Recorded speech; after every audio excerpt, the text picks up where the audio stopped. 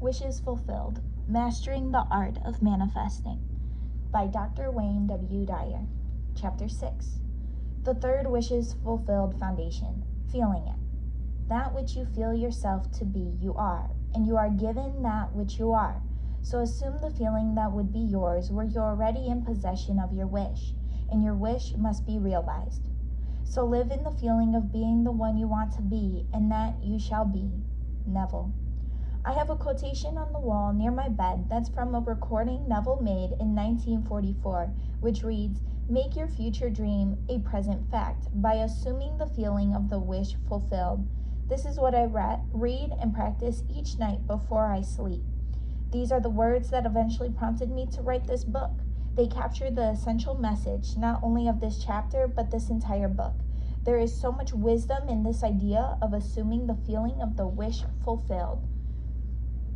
Until this point, I've been explaining the importance of thoughts, thinking, self-concepts, and imagination. These are all invisible formulations that you enact. Your imagination and your concept of yourself are formless thoughts that you can change. Recreate your thoughts, making your imagination your own private inner territory, and ultimately you will act based on how you've used this amazing power that you possess. Furthermore, allowing your highest self to rule, thinking like God thinks, means all things are possible. Neville's books and lectures reveal something that makes his statement at the beginning of this chapter applicable to anyone seriously intent on mastering the art of manifestation. That's something that Neville stresses throughout all his work is the importance of feeling. So live, he says, in the feeling of being the one you want to be and that you shall be. This chapter invites you to realize the enormous implications this statement has for you. Become aware of the importance of feelings and their crucial role in advancing you from someone who merely has wishes to experiencing your wishes in your present life. So many people remain unaware of the importance of feeling that it's almost as if it were a secret ingredient to creating a wishes fulfilled life. The creative process begins with an idea, which the earlier chapters explored, including how to change your ideas about yourself and all that you are capable of achieving. To summarize, the cycle of the creative process is first a thought, then a feeling, then a hardening into a physical object, or ultimately a new volatile act. The role of feelings in your manifesting. To put it as plain and simple as I know how to make it, no assumption of the feeling of the wish fulfilled, no fulfillment of your wishes. In other words, it is absolutely imperative to learn how to assume, in your imagination, the feeling of already having and being what you desire. Your thoughts are without form. If we could find a location in space for these thoughts, they would be in your head. But your head has boundaries, and your thoughts do not have boundaries, so they could reside anywhere or nowhere. You choose the thought that you prefer from the trillions of thoughts that continuously flow through your mind on that never-ending conveyor belt. You can pick one that suits you, put it back, and take another at any time. Your imagination is the repository of thoughts that you opt to keep. Your feelings, on the other hand, are experienced in your body, the place where you do all your living in this corporal material world. Your feelings play more of a role in your life than you realize. In order to learn something intellectually, you engage in the practice of mental discipline, studying, researching, memorizing facts, cogitating, participating in discussions, and seeking expert opinions. Ultimately, you draw conclusions about what you've been analyzing. You know the facts and are confident you've mastered the subject through the thinking process. Knowing something spiritually is a very different matter altogether. Here you can cogitate, ruminate, and analyze endlessly without accessing any more enlightened awareness of what you are studying. In order to know something spiritually, you must experience it. There is no other way. You cannot simply think your way to a new awareness. You must experience it. And the only vehicles you have for directly experiencing a new and higher vision for yourself are your feelings. What does it feel like in your body? You may have placed a picture in your imagination of who you'd like to be, but if you can't assume the feeling of that wish fulfilled, you'll find it impossible to make your future dream a present fact.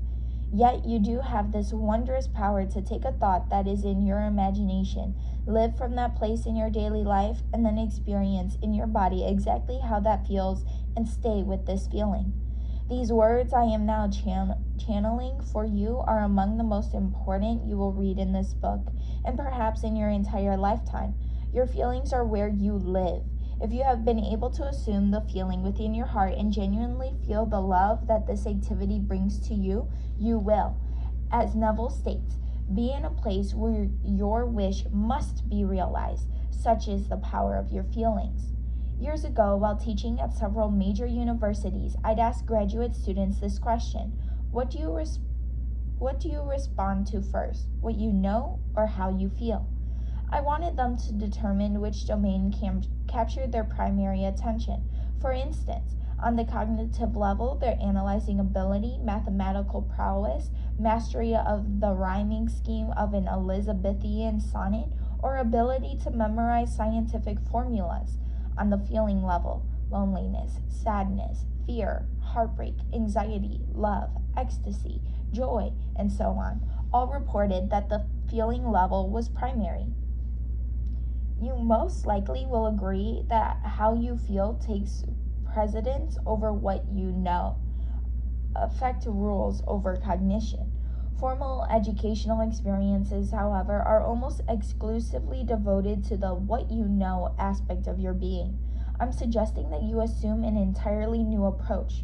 I want you to get the full brunt of the message that the assumption of feeling of the wish fulfilled will bring home to you. Here is Neville Goddard speaking on this subject in 1944. Every feeling makes a subconscious impression, and unless it is counteracted by a more powerful feeling of an opposite nature, must be expressed. The dominant of two feelings is the one expressed. I am healthy is a stronger feeling than I will be healthy. To feel I will be is to confess I am not. I am is stronger than I am not. What you feel you are always dominates what you feel you would like to be. Therefore, to be realized, the wish must be felt as a state that is rather than a state that is not. The words I am strong are simply cerebral abstractions. The feeling of I am strong is a sensation, and as Neville sums up, sensation precedes manifestation and is the foundation upon which all manifestation rests. Here you are being encouraged to feel only the state you desire to realize, by literally feeling the reality of the state that you seek, which is firmly in your imagination. You have the means of creating miracles. A change of feeling is a change of destiny. Keep this beautiful tidbit from Neville omnipresent in your consciousness. I have placed a thought in my imagination concerning the completion of this book and having it published and available to large numbers of people, including you. I have a picture of the completed book sitting in front of me, even though I am only halfway into the first draft. Yet these ideas and pictures are not the driving force that will allow my future dream to be the obvious present fact that it is. I have assumed the feeling of the wish fulfilled, feeling the love in my body as I imagine millions of people learning these lessons that have so impacted my life. I look at the book jacket. I see the book as completed, and most important, I feel love in action. My subconsciousness mind has been programmed to act automatically on the desire I have placed in my imagination. But the actual fulfillment of that desire comes about because and only because I have assumed the feeling of the wish fulfilled within the right now, even though it appears that it has not yet materialized. To impress my subconscious mind with this desirable loving state I am currently experiencing, I assume the feeling that would have been mine had I already realized my wish. This is really an exercise in discovering just how powerful a role our feeling state sensations play in the process of mastering the art of manifestation. You are not engaging in an intellectual exercise. You are learning about your divine spiritual nature and how God works as you. You can look at anything that you have declared in your imagination as I am and access the feeling of love in every cell of your body. You will, in time, impress your subconscious mind with all that it needs in order to match your desires with your reality. Your conscious and subconscious mind. Your conscious mind is private and it is always personal. It is the aspect of you that makes decisions, chooses this or that, and remains aware of what you do and how your decisions impact your volitional activities. As a young boy, I learned how to escape by becoming conscious of every step along the way to be able to move and balance myself on a blade less than a centimeter across while on a surface of slick ice. My conscious mind kept correcting me, telling me to hold my arms out for balance, bend my knees in a certain way, turn the blades on my feet to the side to come to a halt, and so on. After spending time using my conscious mind to inform and direct my body to keep from falling, I became an accomplished hockey player and practically lived on the ice throughout my teenage years. That was my conscious mind at work. Now fast forward 40 years, and I'm staying at a home with a frozen solid pond in the back acre during a cold winter in Massachusetts. I purchased a pair of ice skates, laced them up, and even though it has been almost 4 decades since I've been on the ice, off I go, skating as if I'd been doing so every day. All of the moves were there. I skated backward in circles and had the time of my life. The body I occupied didn't have one single cell remaining from the time when my conscious mind taught my subconscious mind how to skate all those decades earlier. In this example, my subconscious mind took over and allowed me to have an exhilarating day on the ice. I'm sure you can recall times when your conscious mind generated ideas and impressed those ideas on your subconscious mind. This is how you learn to drive a car, do yoga exercises, cook a souffle, and everything else that requires a multitude of complex maneuvers to do without the aid of your conscious mind. Your mind receives these ideas and ultimately gives form and expression to them. You have thoughts about trying something and then proceed to consciously practice, and you may not even realize that you are implanting the know-how in your subconscious mind. Your conscious mind is responsible for only 4 or 5% of all of your actions, including what you manifest. Your subconscious mind, on autopilot once it has been imprinted by your conscious mind with its thoughts and ideas, runs the show that is called your life. It accounts for some 96% or more of everything you do and everything you attract into your life. However, all things, including what you desire to manifest for yourself, evolve out of your thinking, conscious mind, and must then be impressed upon your subconscious mind. This is the cycle, and without this precise sequencing, nothing will be made. Your feelings are deeply involved in this sequence.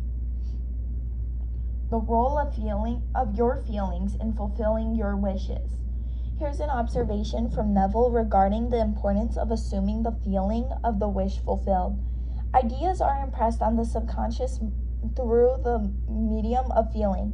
No idea can be impressed on the subconscious mind until it is felt, but once felt, be it good, bad, or indifferent, it must be expressed. Feeling is the one and only medium through which ideas are conveyed to the subconscious. Your subconscious impressions are reflected in the conditions of your world. The strange and wonderful thing about your subconscious mind is that it always accepts as true what you feel to be true. The key words here are feel to be true. Your feelings allow your subconscious mind to spring into action. Earlier in this chapter, I described intellectual understanding as tossing ideas around in your mind and drawing conclusions. Spiritual understanding differs in that it requires experiencing it. The way to understand something spiritually is through experiencing it. Your feelings are the tools you have for experiencing your subconscious mind and making it your material world reality. Your feelings happen in your body, where you live and breathe. How you feel is your experience of life. These feelings flow from the thoughts you place in your imagination, and you are free to select any thought you desire. As I've reiterated throughout this book, when these thoughts are aligned with how your source of being thinks, your feelings emanate as God-realized experiences within your body. The utmost feeling that defines God and your own highest self is the feeling of love. God is love, and he who abides in love abides in God, and God in him. Because your feelings, especially the feeling of love, are impressed on your subconscious mind, which is responsible for virtually everything that you do, experience, and manifest in your life. Your mission is to get to that place of assuming the feeling of the wish fulfilled, even if the wish has yet to materialize in your physical reality. Assuming the feeling of the wish fulfilled involves this fundamental awareness of how the subconscious mind works. Your subconscious mind is not personal. It is an expression of the one universal subconscious mind that we all use. This is a gnarly concept because your ego, where you spend the vast majority of your time, is so personal that you cannot grasp that we all share the same, the only subconscious mind. As Neville states, the subconscious is not selective. It is impersonal and no respecter of persons. You want to keep tabs on what feelings you are associating with the wishes you have placed in your imagination, because whatever they are, you will see the universe aligning with them to provide experiences that match up with what you have impressed upon this universal subconscious mind. Think thoughts like, I am well, I am strong, I am prosperous, I am employed. Place them into your imagination and then assume the feeling of that wish fulfilled. If you can experience the feeling of love, joy, exhilaration, peace, and happiness in your body, even when your sensations are contradictory, your subconscious records the feelings. Neville is clear about this. To impress the subconscious with the desirable state, you must assume the feeling that would be yours had you already realized your wish. Feeling any state you wish to achieve is the experience that impresses it on the subconscious. Once again, turning to Neville, he tells us, the subconscious is the womb of creation. It receives the idea unto itself through the feeling of man. It never changes the idea received, but always gives it form. Always gives it form, meaning that you must begin programming your subconscious mind, which will take over much like mine did when I laced up those ice skates without any prodding from my thinking or conscious mind in spite of a 40-year interval.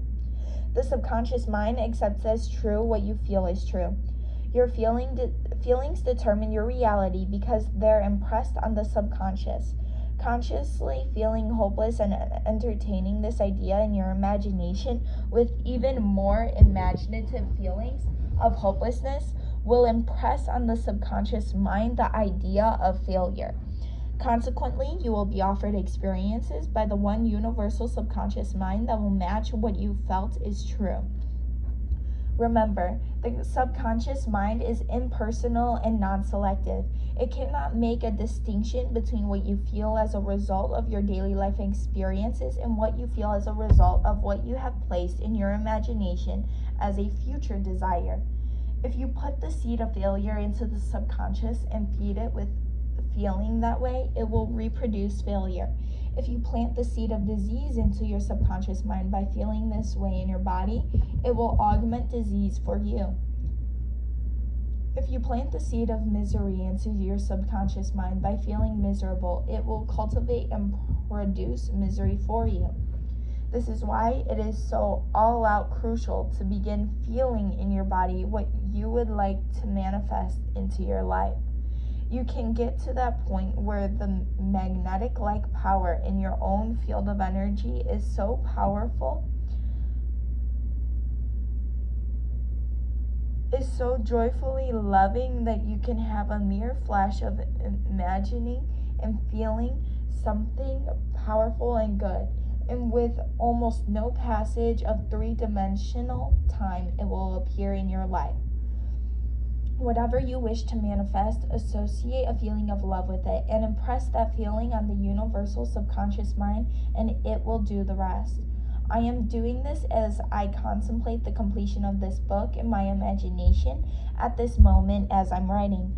I bathe in this thought in pure love and feel the happiness that these words will bring to millions of people. I feel that loving sense of accomplishment in my entire being, inner and outer. The feeling of impressing on the subconscious mind is pure ecstatic love. God is love, and with God all things are possible.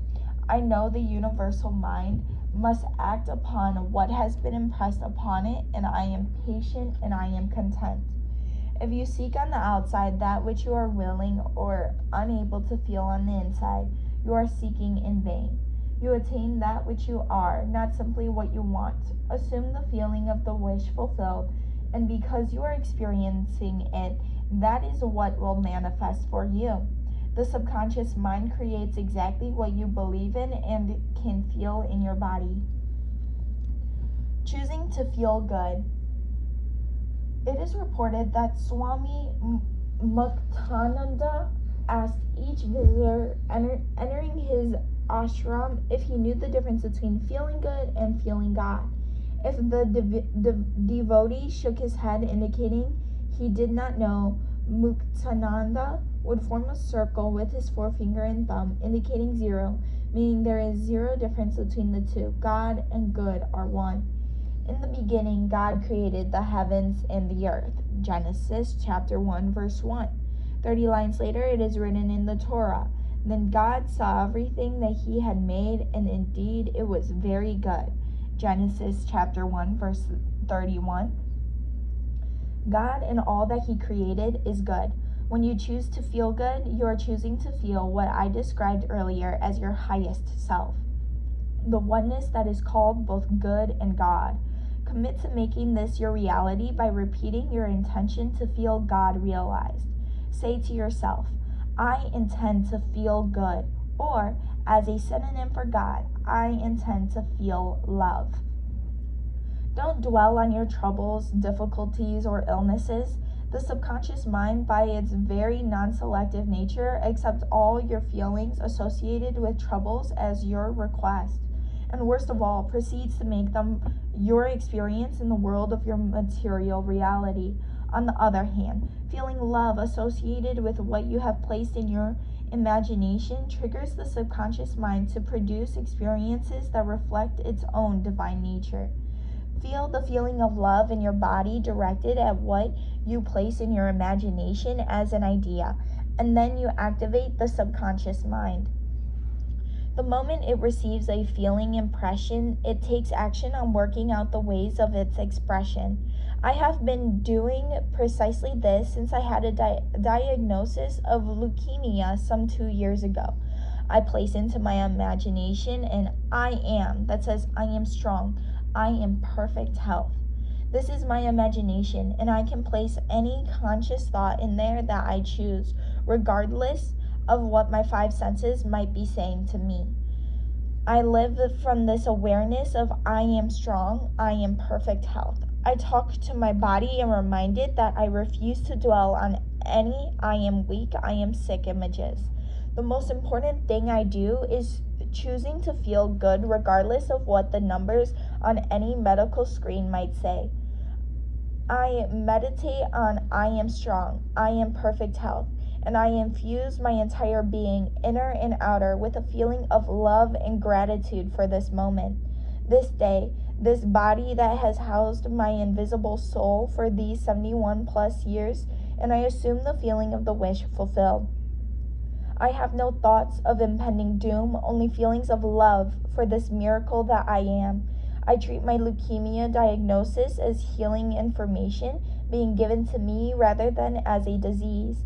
Can you imagine that God would build us in such a way that our cells would actually go to war with one another? War isn't even a concept that God is capable of implementing. War is a human concept, one that man has applied to his theories of how our body functions. What if all of these disease model war theories are just as wrong in regard to our physical body as they are in resolving conflicts between people? What if what we call illness or disease is not that at all? What if we stopped looking at our health through scientific medical theories and really looked at what our body is doing and how it heals itself? There are biological laws that your body abides by, and often what is labeled disease is actually your body's natural healing reflex. Perhaps it is a false belief that feeling unwell or having an abnormal blood count means you must fix it as quickly as possible. Must you search out a pill to fix everything? If you cut yourself, your body knows what to do. It forms a scab on its own. The presence of a scab doesn't indicate that your body is out of balance and requires medical intervention. There's swelling, inflammation, and yes, some pain, but that isn't disease unless it becomes excessive. This way of recognizing your body's healing intelligence instead of treating it as a disease is equally true for psychological and emotional incidents. Unexpected psychological events such as the breakup of a marriage, a financial crisis, or the death of a loved one create reactions in the brain that trigger physical responses in the body that are aligned to assist the body in dealing with the conflict. The body continues to assist until the conflict is resolved, and then it goes into a healing phase to get back to its natural state of well-being. During this healing phase, the body may utilize swelling, inflammation, fatigue, and an elevated white blood cell count as part of the healing process. Leukemia, for instance, can actually be the healing phase of a severe psychological series of traumatizing events. This healing phase for leukemia first involves the expansion of blood vessels, lymph vessels, and a rise in leukocytes or leukoplasts. Eventually, as the brain receives the healing message, blood cells of a good quality are produced, platelet counts return to normal, and energy levels rise. As I view it, my job is to heal any and all relationship conflicts and to feel completely valued while eliminating and resolving any long-held conflicts and beliefs about myself. In other words, to feel good, that is to feel God, and to offer unconditional love to everyone, including those who may have played a majority part in any and all conflict dramas that once defined my life. This is how I deal with a diagnosis of leukemia. I choose to feel good, God, to trust my body to use its inherent wisdom for healing, and to treat the diagnostic numbers in medical lab reports as what I'm supposed to be experiencing. I go by how I feel, and the truth is, I am well, I am strong, and yes, I am God. I treat my body well, eat healthful and high-protein foods, rest, exercise, do yoga, and know that everything is in divine hands and in divine order.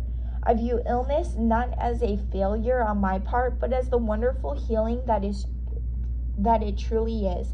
And I don't need pills, radiation, or invasive procedures. The fact is that I feel good, and I am resolving any and all conflicts with massive doses of love. God is love, remember? This is what I choose to imprint on my subconscious mind, and the subconscious mind accepts as true that which I feel is true. Creation is the result of subconscious impressions, and by my feelings, I determine creation. Impacting your subconscious mind. As I close this section on the necessity of assuming the feeling of the wish fulfilled to facilitate your having an active role in manifesting a wishes fulfilled life, I offer you 3 reminders for how the subconscious mind works in collaboration with your feelings as a crucial component of this magnificent and mystifying process. 1. The subconscious mind responds to suggestions. You can reprogram your subconscious mind so that it goes on its accustomed role of autopilot with mental and feeling images from yourself. Talk to this automatically receptive component of yourself, telling it that you are unlimited, that you believe all things are possible. Fill it with images of you being all that you dare to become. Go to a quiet place and feel in your body what it would feel like. Were those thoughts in your imagination your present reality? Number 2, the subconscious mind possesses the power to manifest physical reality from thoughts. Every object and circumstance in this world is representative of a mental thought. All that now exists was once imagined, such as the power of the subconscious mind. But in order to partake of this incredible powerhouse of creation that you are, you must be able and willing to experience within yourself, in your mind, that which you wish to manifest. Thoughts become things when you feel them and are able to impress them upon the subconscious mind, which will then take over. Here is how Neville describes this phenomenon. This substance is consciousness. It is your imagination which forms this substance into concepts, which concepts are then manifested as circumstances and physical objects. Thus, imagination made your world. And then his take on the importance of feeling and programming the subconscious mind. The reality of your assumption has its being in complete independence of objective fact and will clothe itself in flesh if you persist in the feeling of the wish fulfilled. When you know that assumptions, if persisted in, harden into facts, then events which seem to the uninitiated mere accidents will be understood by you to be the logical and inevitable effects of your assumption. Number 3, love is the feeling you must learn to assume. Subconscious mind is really a piece of the one mind, and you and I are living in that mind. This universal subconscious mind is the first cause and the stuff from which all things are made. This thingless thing is really love. When you feel it, truly feel it within as your private inner awareness regarding what you would like to manifest, you gain the power of creation. Recall what St. Francis of Assisi said in one line of his famous prayer: Lord, make me an instrument of thy peace. Where there is hatred, let me sow love. You are asking in this prayer to have the feeling of the wish fulfilled. When you experience anger, frustration, fear, doubt, worry, stress, and so on, ramp up your love and immerse those negative feelings in a container of pure love. Simply choose to feel good, because every moment of offering love brings your little sliver of subconscious mind into harmony with the all creating one universal subconscious mind that is defined as love. I trust I've awakened within you the awareness that your feelings play a huge role in your becoming a God-realized manifesting being. Neville states this very clearly: denying the evidence of the senses and appropriating the feeling of the wish fulfilled is the way to the realization of your desire. Apply his wisdom beginning now. It will serve you in ways that you may never have imagined in common hours. And remember that picturing the future without assuming the feeling of the wish is fulfilled is nothing but futile daydreaming. 3 suggestions. Practice feeling a thought that you have inserted into your imagination. Remember that a feeling is what you feel in your body as you contemplate what it is you wish to manifest or who you would like to become. Close your eyes and experience what that feels like in your body. Work with the sensations that are not only your experience of what you are imagining in your body, but are triggers that assist you in moving from a thought to a hardened physical reality. Whatever feeling you are attempting to notice in your body regarding your wishes or desire, bathe it in love, the synonym for God. Imagine what you want. Imagine and feel that love as if you were now in possession of it. Continue doing this using love until your desire actually belongs to you. During this process, remind yourself that the more love, God, you offer, the sooner desire becomes reality. Look into your mirror fearlessly, saying, I not only love you, I am love. Acquaint yourself with the subconscious mind. Your piece of subconscious mind acts on what you program into it so that it becomes your automatic mind acting habitually. Decide on a habit that you would like to be automatic. Being generous, for example. Tell yourself, I am a generous person. Give something away in a spirit of generosity, even if it's only a small coin or a word of encouragement. The more thoughts and actions you practice around your new I am, the more the subconscious mind will react in kind until eventually it will act in generous ways out of a new habit that you've created. You have the power to impress upon the subconscious mind any I am of your choosing.